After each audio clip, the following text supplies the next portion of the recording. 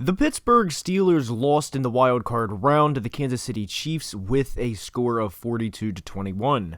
They now enter a very interesting offseason because, unlike last offseason or the one before, despite there being rumblings about who would replace Hall of Fame quarterback Ben Roethlisberger, the discussions are real now, as Ben is expected to announce his retirement relatively soon.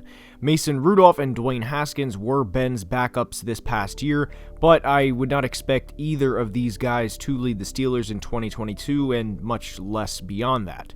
There's a lot of interesting decisions the Steelers will have to make this offseason aside from the quarterback position, like will they keep wide receiver Juju Smith-Schuster, who's had an extremely interesting career path as he was once upon a time a 1,400-yard receiver at just 22 years old and surely the next big Steelers receiver in line, only to not produce nearly at the same rate over the next 3 years. And there's several reasons why he did not produce, but without further ado, let's dive into rebuilding, or should we say retooling, the Pittsburgh Steelers for the upcoming 2022 season.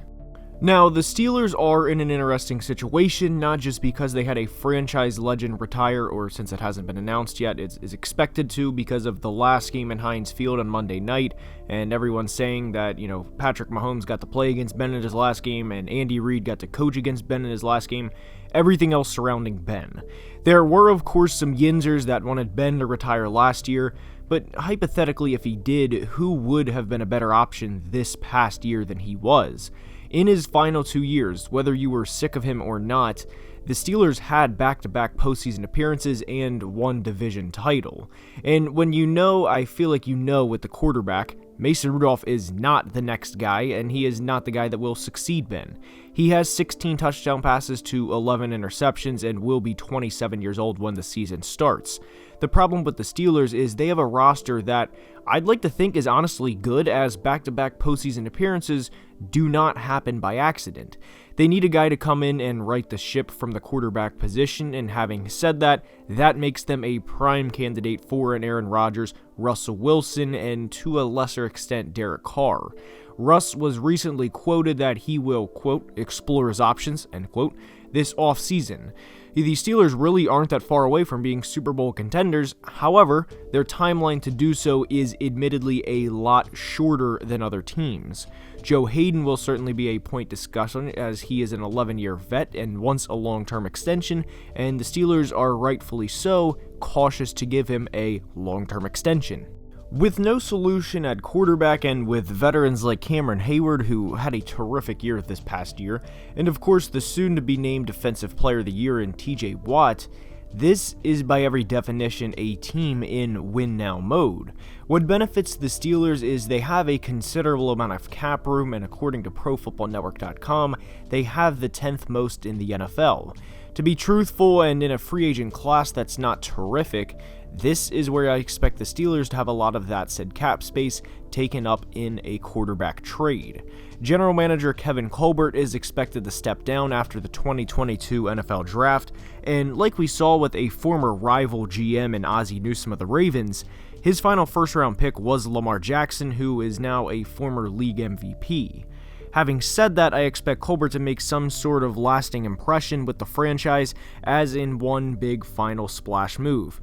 Now, I cannot under any circumstance see them making a huge trade up from pick 20 to, 7 or 8 or 9 to draft a Matt Corral, Malik Willis, or Kenny Pickett. And I realize now everyone's saying, oh, well, this quarterback class is not good. Look, I promise all three of those guys will be first-round picks. Now, as nice as the Pickett selection would be with the Pitt Panthers to Pittsburgh Steelers, the problem I have with this is they're not in a rebuilding mode, and Mike Tomlin has no patience to rebuild and go through a 5-12 or 6-11 couple of years. And as I make this video the day after the Steelers lost to the Chiefs, I would be absolutely shocked if Derek Carr, Russell Wilson, Kirk Cousins, or Aaron Rodgers is not a Pittsburgh Steeler at the start of the 2022 season. For what it's worth, the Vikings would eat some of that Cousins' dreaded contract. Now, the next matter of business is addressing their offensive line. For how good Deontay Johnson, Najee Harris, Chase Claypool, and of course now fan favorite Pat Freiermuth are, the offensive line is not good, and Ben especially felt that in 2021.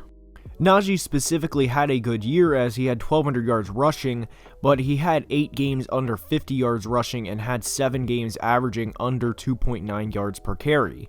The whole Steelers offensive line will be addressed essentially with how they attack the quarterback position. And ultimately, I think they're going to have to give up at least one first-round pick for a quarterback. Yes, Derek Cousins and Kirk Cousins would both notch at least one first-round pick. So now we advance to pick number 52, which is their second-round pick at the time, and they have to go best player available. Whether that's a guard, tackle, or corner, the Steelers will need help at those positions in 2022. So I'm thinking here potentially someone like a Thainer Munford, the guard from Ohio State, or potentially Kyler Gordon, a corner from the University of Washington. Surely one of those guys will play a very heavy role and will more than likely be a starter from day one. One thing is for sure though, the Steelers have to hit on their early picks again in 2022 like they did in 2021 with Najee and Freiermuth. And my earlier comment on Najee with the several games under 50 yards and under 2.9 yards per carry are more on the offensive line than Najee himself because he is a very talented player, and anyone who's watched the Steelers play over the past year can and will tell you the same. Now, I will address the wide receiver position, as both James Washington and Juju Smith-Schuster are free agents. James Washington has spent 4 years in a crowded receiver room, whether it was Antonio Brown and Juju ahead of him in 2018, who both went over 1,000 yards, or eventually Deontay, Chase Claypool, and Juju, or whoever, right?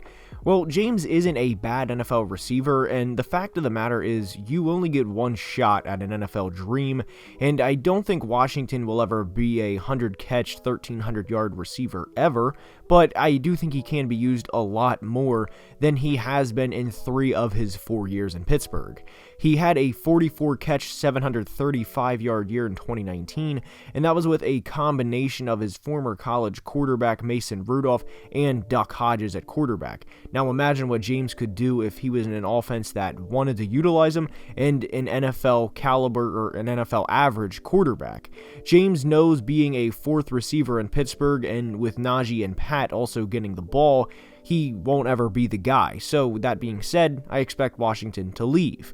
Now, Juju is in an interesting case because he has made it clear over the past month or so he wants to be in Pittsburgh long term. However, the Raiders need a receiver, and Juju could certainly get some money from the Raiders as they need a receiver like Juju, a big-bodied, possession receiver. If both leave this offseason, then the Steelers will address this position in the draft, but for now, I am under the impression Juju stays and James Washington leaves. So heading into the 2022 season with this rebuild, or retool is what it's more like, I think we have a roster of Russell Wilson or Aaron Rodgers at quarterback, and everyone else they currently have in the offensive side of the ball, minus James Washington. Remember, this is a 1 to 2 year window, so the Steelers' free agent targets are probably going to be players like Joe Hayden if he tests the waters, or even as crazy as this may sound, a Stephon Gilmore to a 1-year deal. One thing I want everyone to remember is the salary cap isn't exactly a myth, but it can and is always worked around, and TJ Watt's mega deal, the $112 million over 4 years, will eventually be restructured to something like a performance-based ordeal or just a general restructure to where he will make less money. When reading Steelers forums or draft blogs, I often see edge as a need, and I could not disagree more, as I think they truly have one of the hidden gems of the NFL in Alex Highsmith. Highsmith was a 2020 third-round pick, and at this point in his career, certainly isn't a TJ Watt, as not a lot of people are, but he is certainly a viable number 2 pass rusher. Adding in Cam Hayward as a guy as well, and yeah, Highsmith will put up numbers in both 2022 and 23, assuming he stays healthy. So if you were wondering if I was going to say maybe they try and bring in a Jadeveon Clowney on a 1-year performance incentive deal, I really don't think that's going to happen because of who they already have. For 2022, I think the Steelers' best option to win a Lombardi, and the stairway to 7 as the fans refer to it as, is to really do what the Bucs have done over the past few years. Get some big-name players, even if they're old. Now, that's not the best case for every franchise, but where the Steelers' franchise is in having some key younger pieces like TJ Watt, Deontay Johnson, and Minkah Fitzpatrick, and pairing them with players who are ring-chasing or, in some players' cases, hunting another ring before they hang the cleats up. Pittsburgh is a very attractive situation for players that fall into this category.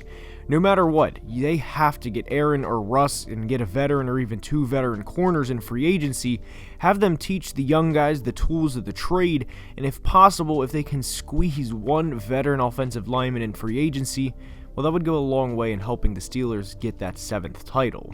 Now, in a few years, they will presumably have to blow everything up and completely rebuild, but I think every Yinzer would agree if they can get a 7th title that down year or 2, because remember, this is a very historic winning franchise, so they're not going to have 5, 6, 7 years of 4-13 football. Well, that 7th title would be worth that down year or 2 of the satisfaction from getting that 7th ring. And with that being said, that's all I have for today's video. I hope you enjoyed, and if you did, please leave a like and subscribe to the channel, as it would mean the world. I really enjoy doing the rebuilding videos, and if there is a team you'd like to see, please let me know in the comments. And until next time, be safe and have a great day. Love you guys.